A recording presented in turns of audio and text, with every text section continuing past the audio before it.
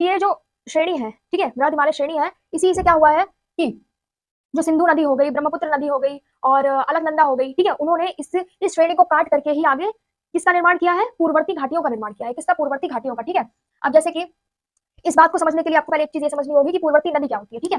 तो पूर्ववर्ती नदी होती है जैसे कि यहाँ से कोई नदी बह रही है, ठीक है, ये मैंने पिछले वीडियो में बताया था, लेकिन चलिए दोबारा बताते हैं कि जैसे यहाँ से कोई नदी बह रही है, ठीक है। अब यहाँ पर क्या हुआ कि धीरे धीरे उत्तित भूक्षेत्र आने लगा, ठीक है, या फिर समझ लीजिए यहाँ पर हिमालय का निर्माण होने लगा धीरे धीरे।